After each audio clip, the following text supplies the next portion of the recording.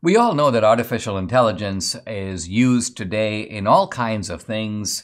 It can compose music, it can write medium level op-eds, but it has all kinds of commercial applications. It's used, for example, in business processing.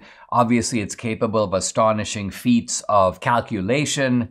Now, none of this is particularly new, or by new, I mean it's not new in principle. We've known that there are machines that can do things, there's technology that can do things that human beings can't do, and this has been known for eons, long before the computer. For example, an abacus can calculate perhaps faster than a child, or even a human being. And that's been known for centuries.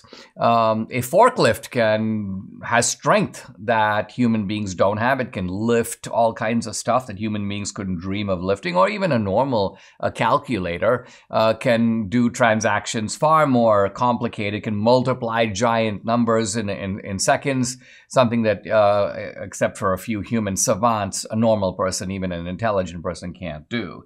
But the question is, and this has always been the dream of AI, going back now 50 years or about 50 years, can AI function intelligently like a human being? Can artificial intelligence think? Now, when Deep Blue, the computer, was able to beat Garry Kasparov, the world chess champion, several years ago, and today, by the way, the best computers can beat any human player, many people thought, oh, well, that's proof computers can think. But it's not really proof of that, because there's a finite number of squares on a board. And even though there's a large number of potential moves, that number is finite. So computers that can do millions or tens of millions or billions of calculations can obviously, through sheer brute calculating force, outplay a human being at chess. Even though there are elements of strategy and creativity involved in chess, those are not good enough to overcome, you may say, brute complex calculation.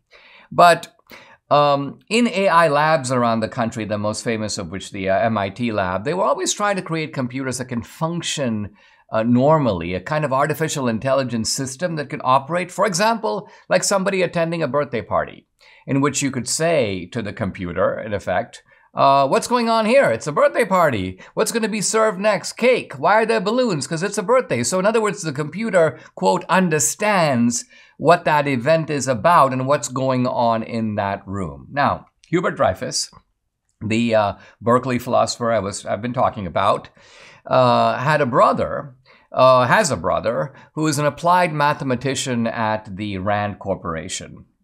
And Rand, which is a government-funded entity, was building this artificial intelligence program.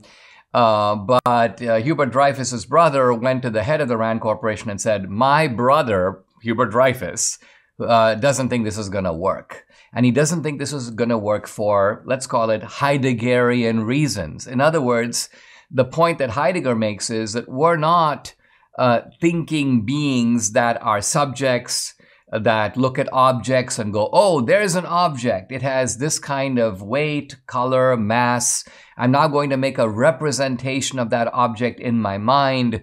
And this is really the model for artificial intelligence. Artificial intelligence thinks that it can function like a human mind. Why? Because it thinks that this is what the human mind does. The human mind sort of abstracts itself or pulls itself away from the world, takes a picture of the world out there, names the different objects that are, let's say, in the room, and decides that if that's a balloon and that's a kid with a hat on and a little badge, that's the birthday boy, and everybody else is there to celebrate the birthday party. So you put all these inputs into the computer, and the computer, quote, knows what's going on. But Hubert Dreyfus's point is no computer can ever really do that. And the Rand Corporation was sort of astonished when they heard this. They commissioned this fellow, Hubert Dreyfus, to write a paper that was so devastating that when it was published, Rand decided, we're not going to put our name on it. We're not even going to distribute it. Why? Because they were afraid, Hubert Dreyfus says, that they would lose their government contracts to continue with this research. In other words, what's the point of continuing the research if the funders of the research discover this project is doomed to fail? And kind of the same thing happened at MIT. where they had a big AI lab and they were trying to build computers that work, that think.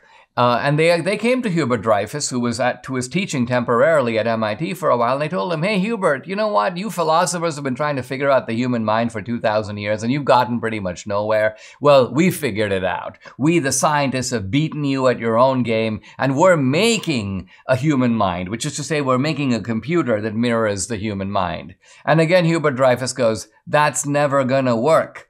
And it's true that in the 70s, of course, the computers were kind of primitive, but the great hope of AI was, listen, as we put more inputs, in other words, not thousands of pieces of information, but hundreds of thousands and millions, maybe even billions, the computer basically becomes a human mind and can think. But again, Dreyfus's point is, for Heideggerian reasons, that will never work. Why? Because we human beings are beings already in the world. We have what can be called a background knowledge of the world that no amount of information fed into a computer can possibly comprehend.